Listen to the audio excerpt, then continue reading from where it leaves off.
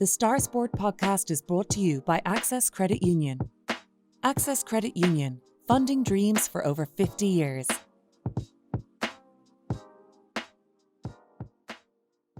Close your eyes and pull like a dog. And a new Irish record for Phil Healy, 22.99.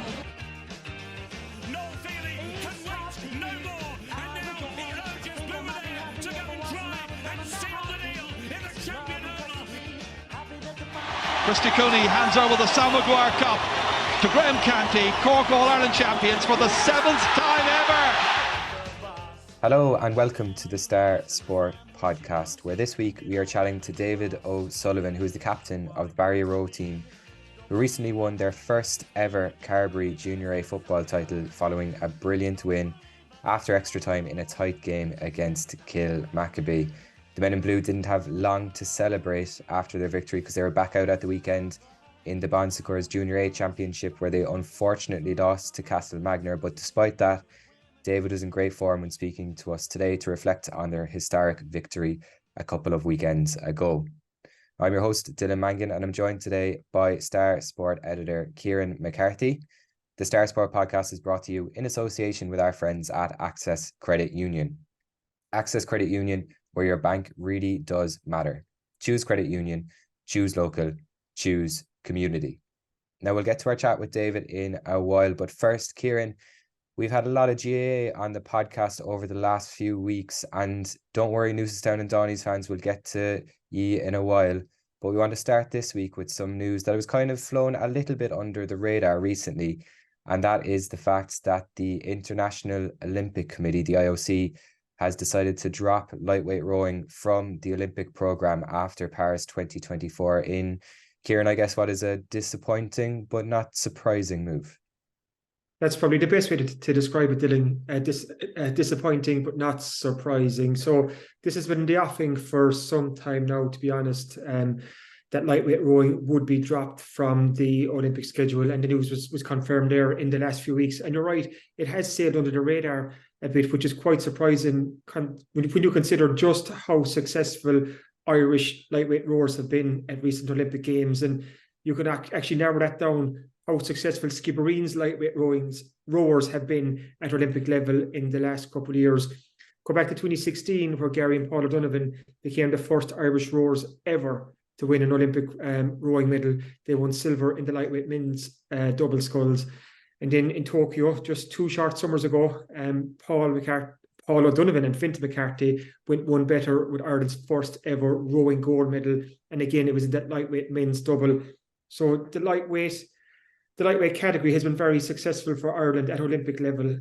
But now the lightweight double, or the lightweight rowing, is gone. It's been dropped. It's been axed after the next Olympics. So Paris 2024 is the swan song for lightweights. So I suppose just to explain to our listeners, when it comes to rowing, you've lightweight and then you've heavyweight, which is an open weight. But when it comes to lightweight, I think the clue is in the name. It's for lighter athletes, kind of smaller athletes, if you want to call them that, because lightweight athletes, they have to weigh in before races. So if it's a men's crew, there's a certain weight that they can't go over. I think it's 70 kgs across the 2 athletes, whereas with the women lightweights, I think it's 57 kgs. But I'm open to small bit of correction on that. Whereas with heavyweight rowers, you can be any size whatsoever. So lightweight rowing was brought in to make the sport more inclusive all those years ago. So you don't have to be 6'4" and built like a tank, So lightweights had their section and had their category. And lightweight rowing has been an Olympic sport since 1996. But now the IOC have made that decision to remove it from the Olympic schedule post-Paris next year. And it's going to be replaced in a way by beach sprint rowing, which is going to come in for the LA Games in 2028. And this is a format of coastal rowing. And this is actually something we'll talk about more on this podcast in the weeks ahead, just to kind of bring our listeners up to speed with what exactly beach sprint rowing is.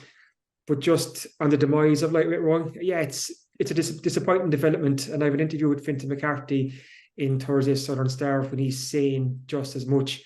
He knew this was coming, but still it stings. It still hurts that lightweight rowing will be dropped from the Olympics, because he's going to have a choice to make now. And all the lightweights will have a choice to make post-Paris.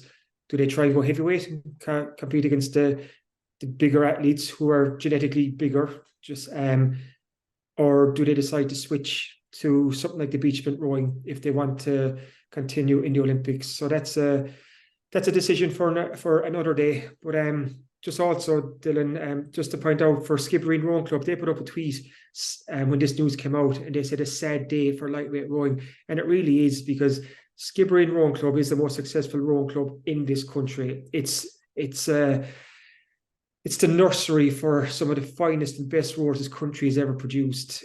And you go back to Eugene Coakley and Timmy Harnedy in Athens in 2004.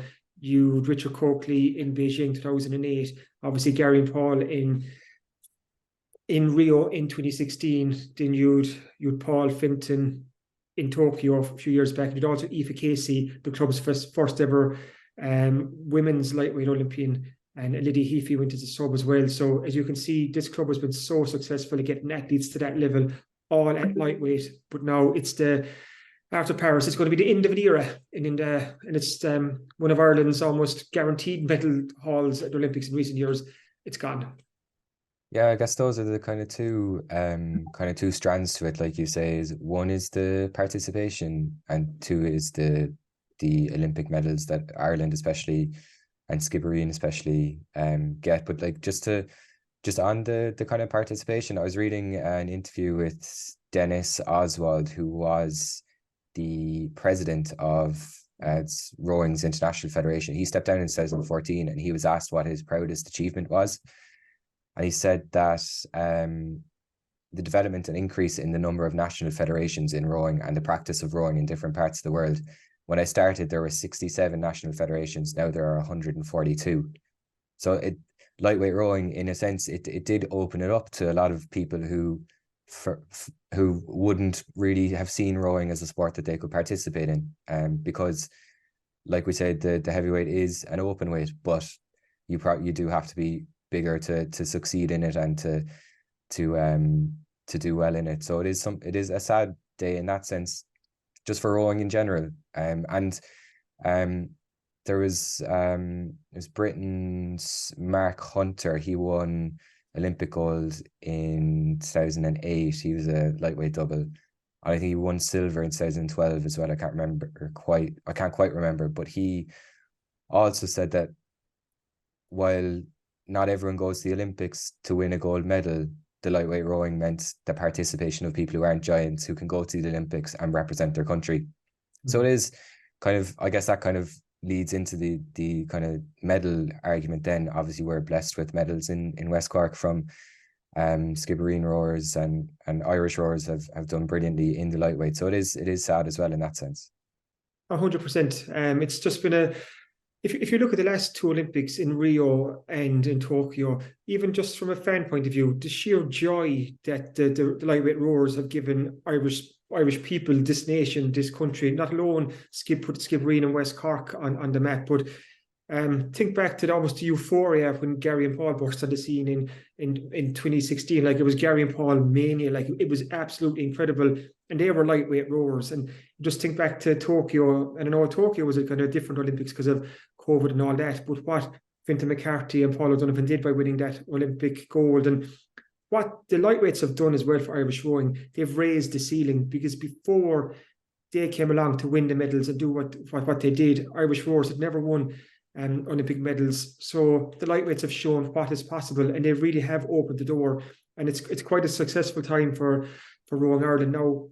It's worth pointing out that at Tokyo 2 years ago, the Irish women's four, which is a heavyweight boat and has Emily Hegarty from Skibbon, they also won an Olympic medal. The first ever Irish rowing women to win an Olympic medal. They won bronze in theirs. So over the last couple of years, you've seen that kind of shift towards the kind of that open weight, heavyweight, because we knew this news was coming. You know, it's not a shock, it's not a surprise. Like we said earlier, Dylan, it still is disappointing, because until it's confirmed, there's always like, I just hope that they leave it there. And I suppose we're very biased here in the Star West Cork, because we're just so blessed to have these incredible athletes just out the road from our office. Like, the best rowers in the world. They're literally a 3-minute drive from the Southern Star office. Like, that's how close they are. And these are locals that walk amongst us, and they'll pop into fields for their shopping, you know, or they'll go forever for their lunch and pop into the West Cork hotel. Like, they're local people doing extraordinary things at an international level, and they're all lightweight rowers. And now, post Paris, that's going to be gone. And when I was chatting to Fintan at the weekend, I was saying, like, is there danger now for lightweight rowing? Because we only had one Olympic class lightweight boat, and that was the lightweight double for men and women. Let's say the lightweight single scull, that wasn't an Olympic class boat. You could still race it at the World Rowing Championships and so on, but it wasn't an Olympic class boat. And the Olympics, as we know, are like the pinnacle for sports people. So, like, I was just kind of having a chat, like, is there danger now for lightweight rowing that youngsters on the way up, they won't see that Olympic outlet, you know, kind of, if you're not 6'4", 6'5", and so on, is there that draw now? Kind of before, like when Fintan started, like, there was the dream of getting to the Olympics, but if you're a naturally smaller athlete now who loves rowing, is it going to become tougher, you know? And it probably is. I just think back to a couple of years ago where Shane O'Driscoll and Mark O'Donovan, they were two lightweight rowers in the men's pair who did so well, world champions, but they decided to swap to try their hand at heavyweight rowing, and it didn't go too well, to be quite honest, because it's a fine balance, you know. You have to increase your muscle mass, your power, your output to compete with these bigger athletes, but you're naturally not that big. Like, Fintan McCarthy's not going to grow 10 centimeters in the next months to all of a sudden to kind of walk up beside these natural heavyweights and kind of stand toe to toe with them. That's not going to happen. So it's going to be interesting post Paris. But I think now, like he said, he's focused now was really on Paris Games itself. It alters nothing in terms of their preparation because their goal is still the same. But there will have to be conversations then as in what way they're going to go after.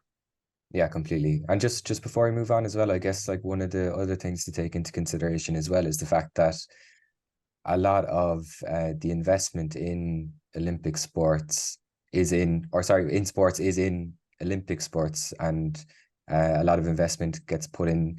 You see, like, in countries like in the UK now, like they'll pump loads of money into swimming because they think they have great chances at winning Olympic medals in swimming. So if suddenly a certain class of a sport doesn't have an Olympic goal, let's say, even though there'll still be the World Cup, there'll still be other competitions for lightweight rowing, but maybe we might start seeing the investment kind of drop away as well. So that's another thing to take into consideration as well.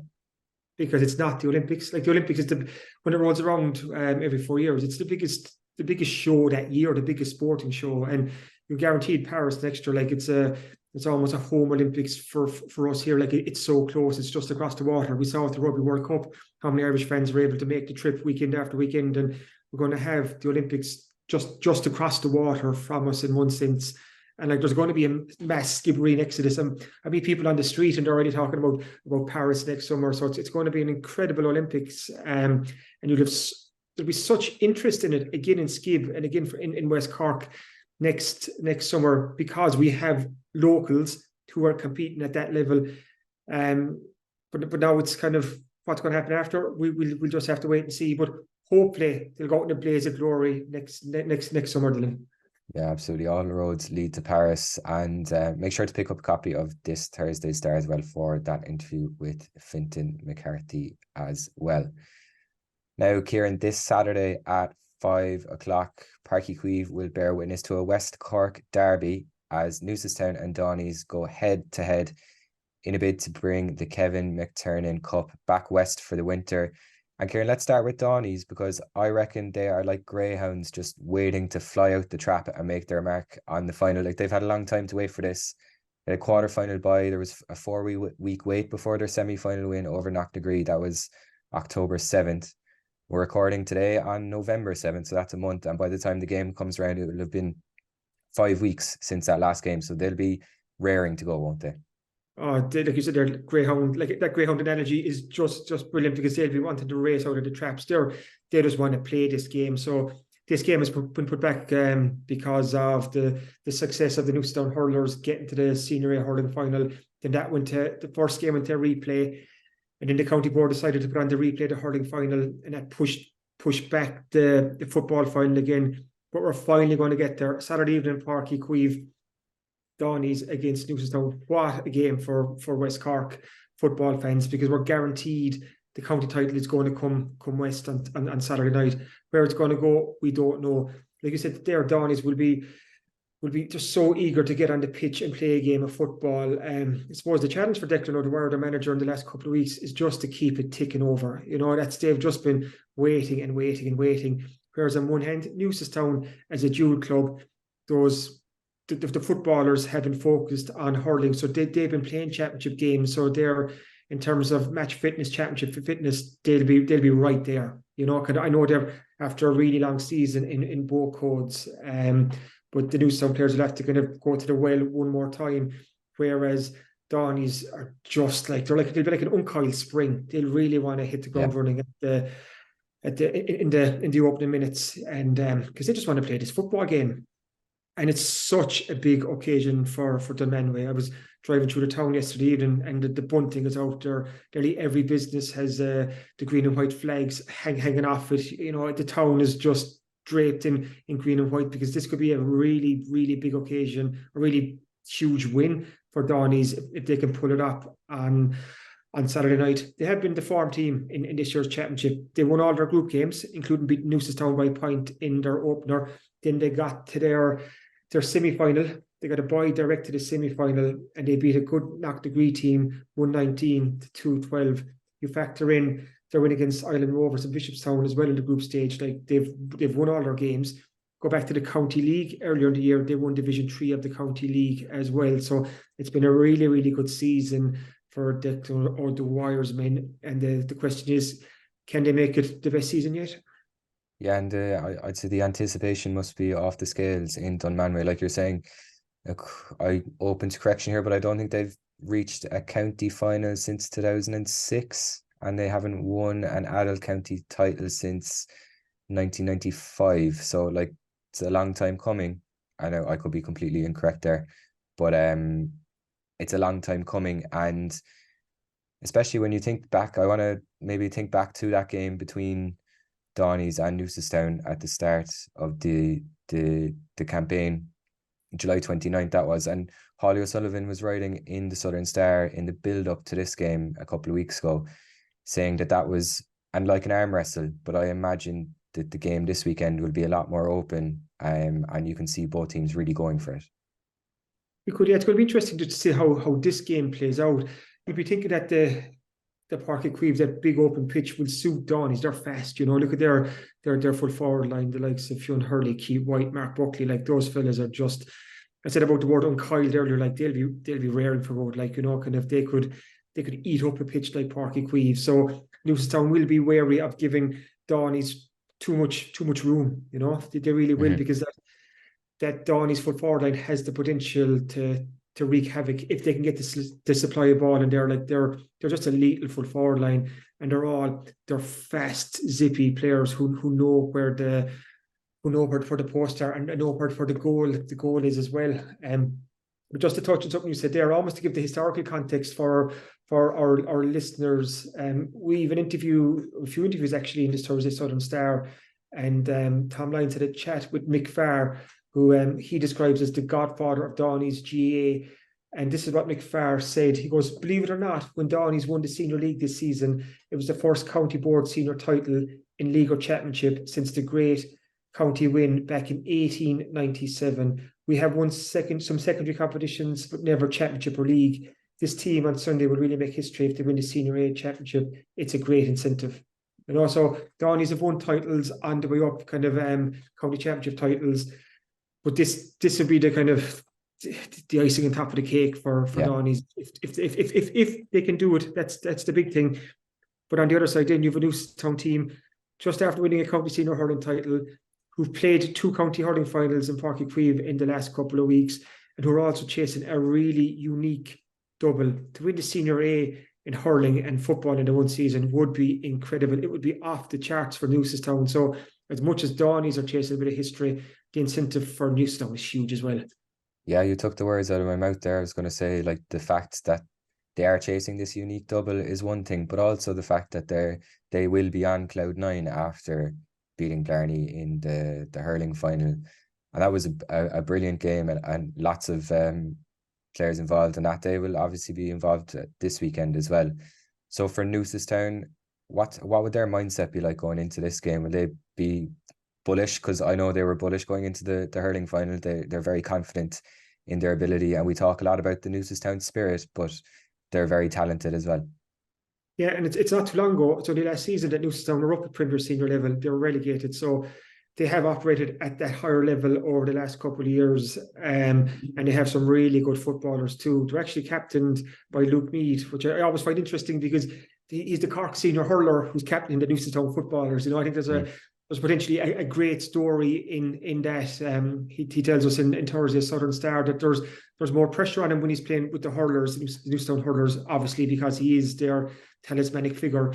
But with the footballers, the pressure isn't there as much. But this could be an incredible weekend for Newcestown if they can win the Senior A football final, complete the double, and go back up to the Premier Senior football level as well. If they achieve that, they'll be a rural dual club playing Premier Senior hurling and Premier Senior football in 2024.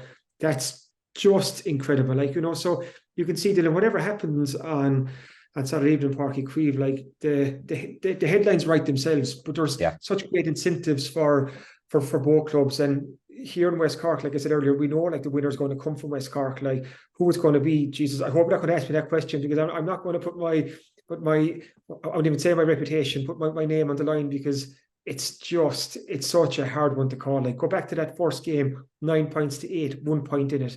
And here we are now, a couple of months later, the same two teams again who know each other so well, and a great rivalry and history between these two clubs as well. It's just all set up. I just really hope that the match kind of lives up to the build-up that we've had the last week or so. Yeah, hopefully the weather is good as well, and we'll stay diplomatic and say it'll be great for West Cork no matter the result. That game, like I said, is on this Saturday in Páirc Uí Chaoímh at 5 p.m. It's also on Rebels Online for anyone who can't make it up to the city this weekend. But Kieran, let's move on. And you've been chatting to David O'Sullivan, like I mentioned at the start of the show. He's the captain of the Barryroe team, who recently won their first ever Carbery Junior A football title. And we had the Mick McCarthy Cup on the podcast last week, and we have the man who lifted the cup on the podcast this week. And I presume he's in great form speaking to you today. Yeah, it's just great to catch up with Dave O'Sullivan. The first Barryroe men ever to lift the Mick McCarthy Cup. The club won their first ever Carbery Junior A football championship just the weekend before last. An incredible moment for the club. It's a piece of history, and this moment will bind together this group of footballers, this group of men for the rest of their lives. Really, it's a unique achievement that they all shared. So it was nice to catch up with Dave, just to have a chat about their championship campaign, their championship run, what the difference was between this season and last season, the final itself. And for someone like Dave, who has suffered through the harder years, to be there to lift the cup for the first time for Barryroe, like that was a very special moment for him. Like he's 32 years of age now. He started playing with Barryroe, the adult team, I think when he was 16. He's only missed one season since he went to Canada just before COVID. And he missed that season as far as I know, but he was back in for the start of the 2021 season. So a really special moment for him. The county series didn't go too well for Barryroe the weekend just gone. They lost to Castlemagner in the county quarter-final. And while it was disappointing, maybe it's not too surprising, because it was just a week after winning the first ever Carbery, and obviously they had the celebrations, but even the physical toll and the emotional toll of the weeks before it, I'm just presuming in a sense like that must have taken some effect on him. And they're also missing Robbie Kiley didn't start the game, and he's a central figure to them as well. But it was also good to catch up with Dave, Dylan, because like myself, he's a Man United fan, and Man United fans we're just drawn together almost through the misery of it at the moment, because it's just such a hard watch. But as you'll hear from Dave now, he's a Man United fan who's had the brilliant distraction of captaining Barryroe to history in the last couple of weeks. So maybe he just hasn't seen how bad the football is across at Old Trafford in recent times, but because he's been celebrating his own success and watching a really good Barryroe football team in action. What a year to be captain of the Barryroe footballers, Dave. You led them to the historic first ever Carbery Junior A football championship. But take it back to the start of the season. What was the goal and target heading into 2023? Thanks for having me, Kieran. I suppose at the start of the year, we didn't want to get too carried away. The year before was a little bit disappointing for us. So I think we set our stall out and said at the start, let's just get out of the group, because we didn't even get to do that the year before. And then from there, we just wanted to take it game by game. I suppose as a player and as a group, you kind of think, okay, maybe we're in with a shout. But yeah, funnily enough, at the start of the year, we were just saying, let's just get out of the group. There was some tough teams in there as well. I know Banleen had lost a couple. Cullums was a really tough game as well. So, and I think it's an important lesson we did learn is that you can't take anything for granted in West Cork. Like every game is a battle really. So yeah, for us, we set out our stall by just saying we'll get out of the group and see where we go from there. I'm just looking at the group here. He topped the group with Cullums, Marys and Clan, and very good win against Marys the first day out, 3-13 to 1-6. Then he overpowered Clan 3-18 to 1-7. So even I remember back then when like the championship was still in its early stages, Dave, but already people were saying, Jesus, there's something about this Barryroe team. You're putting up big scores, and then you got over Cullums in the last round to top your group. And was there any point in the group stage where you were thinking to yourself, okay, we're kind of onto something here, that this team has potential to really go deep in the competition?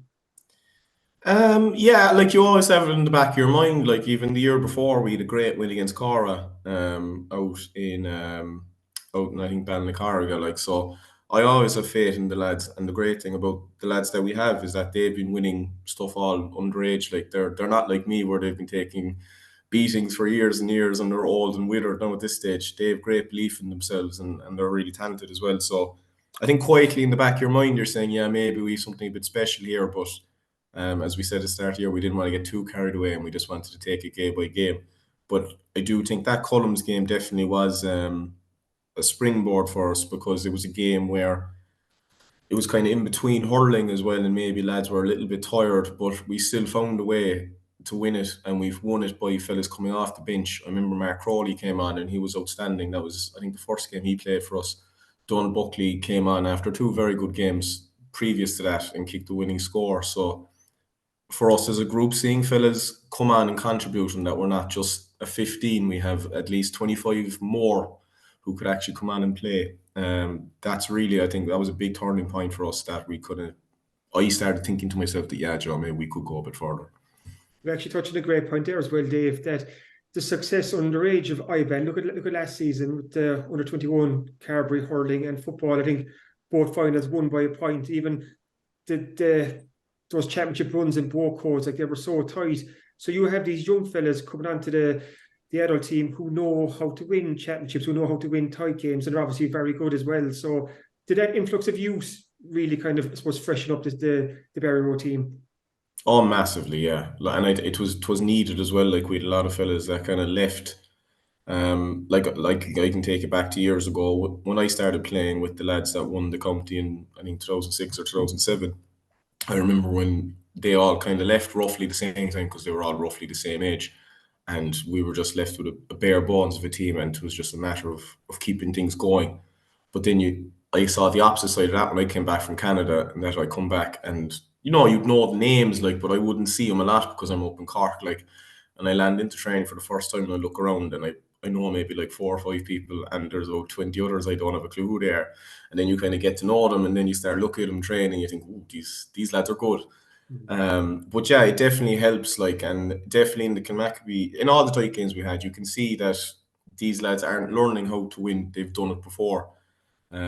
Like even like fellas like Diarmaid McCarthy, he came on, like he's only just finished the leaving cert, and he comes on and he plays with great composure. Tomas Buckley, the way he comes on, he plays with great composure as well. Definitely, I think the IBN Gales has helped Barryroe, and even if you look at Tim League as well, they've had some good runs in the hurling recently. They got to West Cork finals themselves the year before. So yeah, definitely the IB Gales I think has helped over the last couple of years, definitely. We touched it too there, Dave. You've seen both sides of the coin. You've seen the lean years, kind of how tough it's been for Barryroe. Now you've been captain in this most memorable year that the Barryroe footballers have had. So how can you contrast the two in terms of where Barryroe football has come from, considering how tough it was a couple of years back? It was difficult, but it wasn't for lack of trying, and I think it's important to note as well. There's a lot of talk from people saying that they were lean years and they were difficult, but there's people I would say Brendan Coleman that kind of kept the show going there for a couple of years when it was very lean. I was actually only thinking about it the other day. I can remember more hurling games over the last 15 years than football games. There doesn't seem to be very memorable. For me anyway, there wasn't many memorable ones in the lean years. We had some good results in hurling and not many in football, to be brutally honest. But I think that was just the direction of the lads we had coming through at that time. When I first joined the team there years ago, they were mostly hurling. They preferred hurling. That was just the way it was. And then as these fellas came in, you just start seeing the shift again that these guys are actually good at both, and they like playing both, and they love playing both. But yeah, those lean years were very difficult, and funnily enough, I don't remember much of it, and it's probably better I don't remember much of it, to be honest. I think you're going to remember a lot from this season, a lot of memorable games. So I'm going to take you into the knockout stages. Quarter-final, semi-final, final, all went to extra time, but each time Barryroe jumped that final hurdle to get past. First, Castlehaven won 8 points in the quarter-final. Then against Ballinascarthy, turned it on in extra time, 1-5-10 to 1-11, and we get to the final against Kilmacabea quite soon. But talk to me about the quarters and the semi. Was the belief in the camp and the group growing all the time, the closer you were getting to the final? Definitely, yeah. And I think even just to mention the hurlers as well, I was only speaking to a couple of lads there after we won. I think the lads started getting the belief actually from the hurling.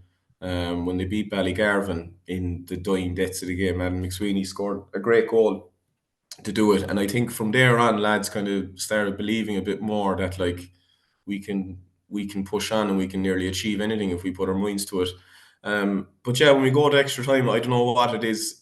Is it just that we've young legs, or I think it's a bit of that, and I think we have that experience from winning as well. It's not just the young lads. Robbie has been or in midfield has won loads. Garrod Holland has been a very successful player underage as well. It's just that kind of experience and the way that we played in extra time as well.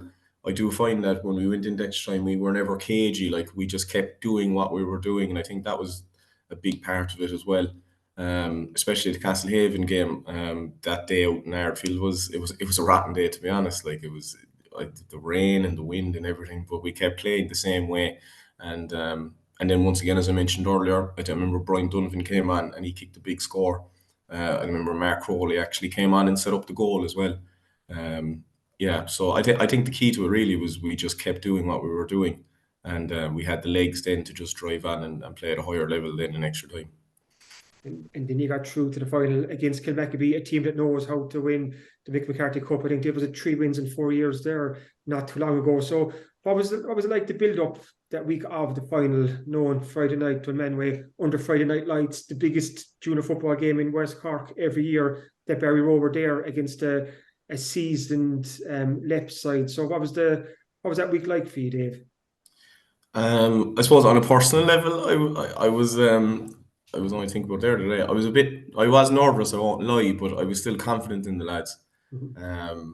And I kind of mentioned that to them on Thursday, that we have reasons to be confident. We've been together for 2 or 3 years now.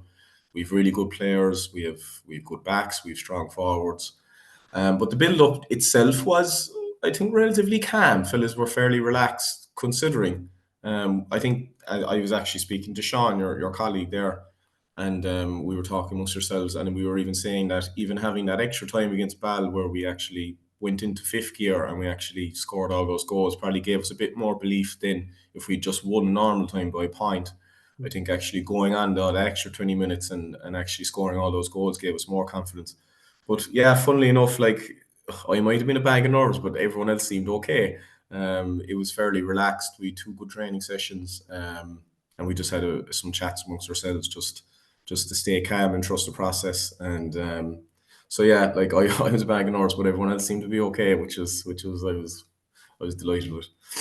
And what a West Cork final then in Dunmanway. It was an epic, and again it went to extra time, and Barryroe came out by a point, 112-14. But what are your memories of the game itself? What stands out for you, like apart from obviously the final whistle and the celebrations? But is there any moment in that game that it instantly comes into your mind?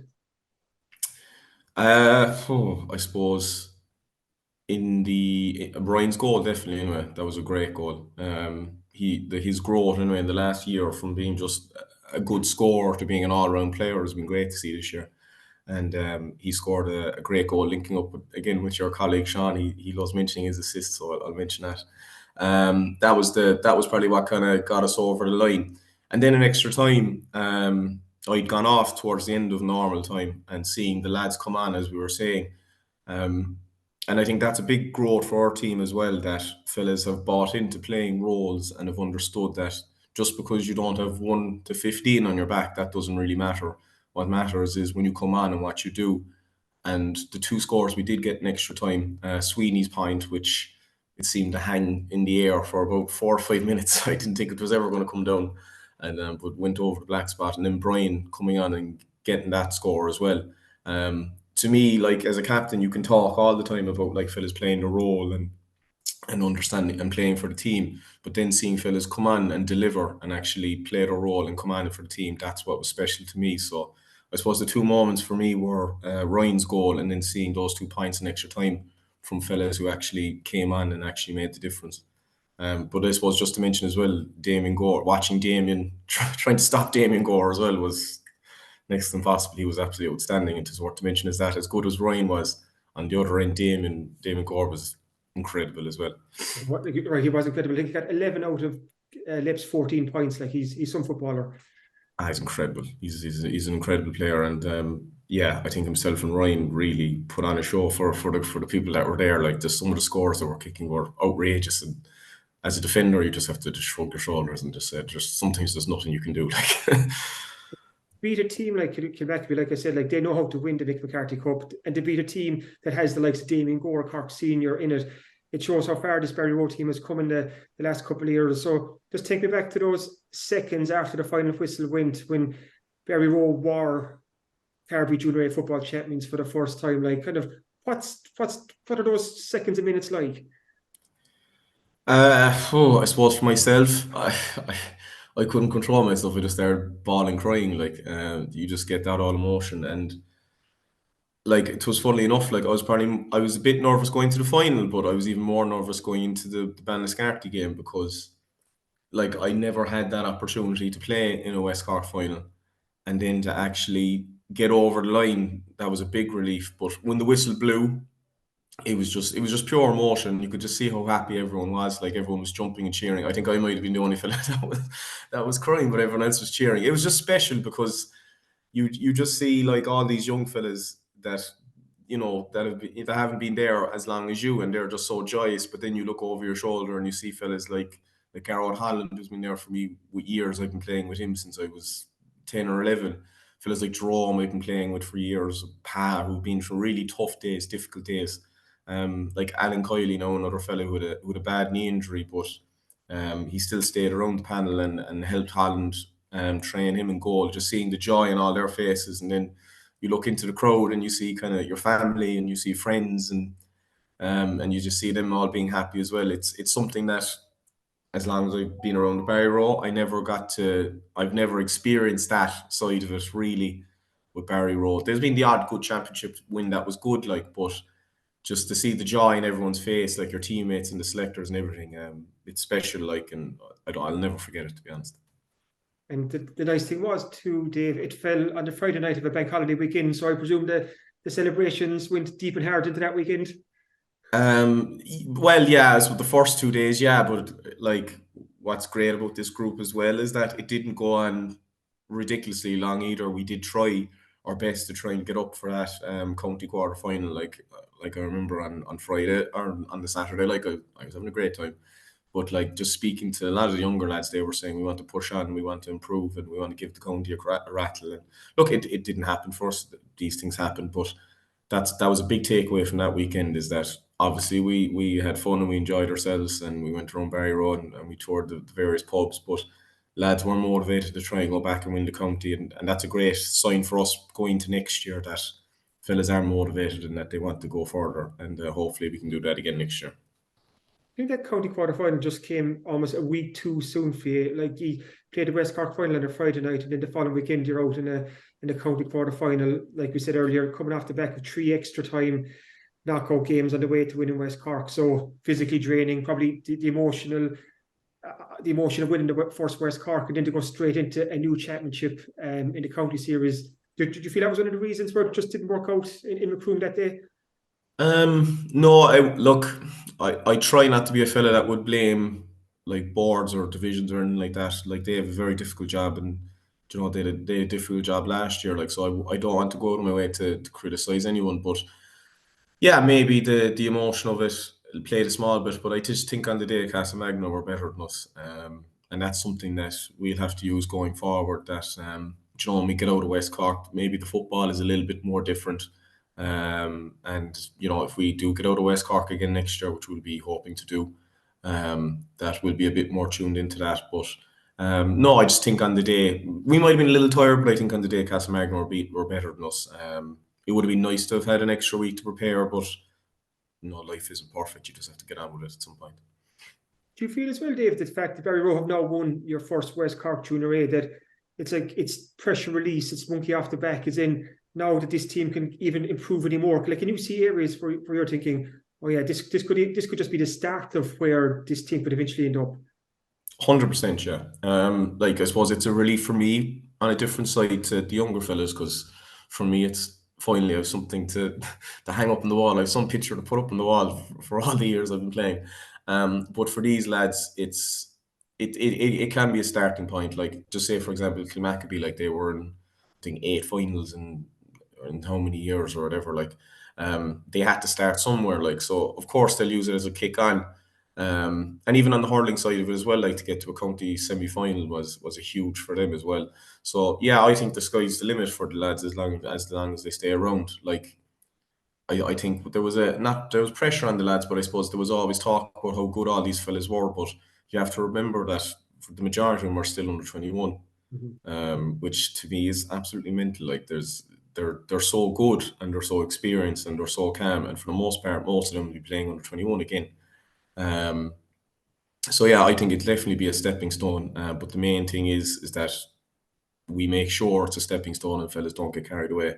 And that's what the next pre-season will be. We'll be just trying to focus the lads and going again in both hurling and football.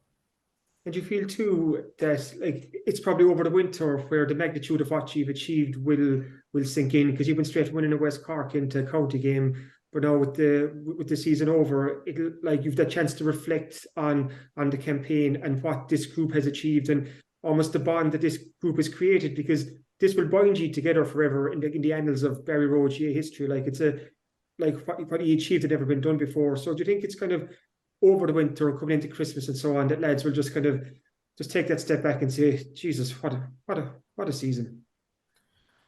I think even it might take, even for me, like, yeah, it'll take a couple of weeks, but I think for the lads, because they've been so successful, it might take them a couple of years. Like even just a small thing, we were in Grange there after we won the match, like, and you see the pictures of the walls, they have lots of pictures of teams that have won the past, and you're just thinking, no, I'll be up there someday, which is something I probably wouldn't, when I went away to Canada, it's probably something I wouldn't have thought about ever happening. So yeah, definitely it'll take a bit of time for the process that it's the first Barryroe team ever, because in Páirc it's kind of hard to believe it's the first time Barryroe have ever won one. But like, maybe it could be the dinner dance, maybe when we have a dinner dance and people kind of reflect on these kind of things and we hear a few speeches. But yeah, I think it'll take a little bit of time for it to fully sink in, that it's the first time ever.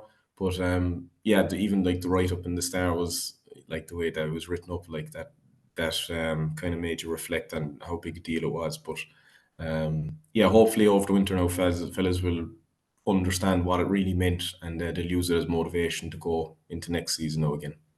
And finally, like myself, you were Surfing Man United fans. So the fact that Barryroe were going so well for so long, did it take your mind and attention off just how bad things are at Old Trafford at the moment? There was some tough years there where we had Louis Van Gaal's boring football and Mourinho's boring football, and then we were watching some of the bad football for the Irish football team. And then my only rest was to pack up the gear bag and go play with Barryroe, and then not have much more success. So it was misery there for a while, no matter what sport I looked at. And so at one point I even started watching basketball because things were getting so tough. But do you know what? Barryroe turned it around, and hopefully Ten Hag will do it as well. Hopefully Barryroe can send across some of that winning feeling to Old Trafford and turn things around there. But Dave, you've been so kind with your time. Congratulations on such an incredible season with Barryroe, and enjoy the Christmas, and no doubt you will. Cheers, Kieran. Thanks very much. Thanks for having me. The Star Sport podcast is brought to you by Access Credit Union. Access Credit Union, funding dreams for over 50 years.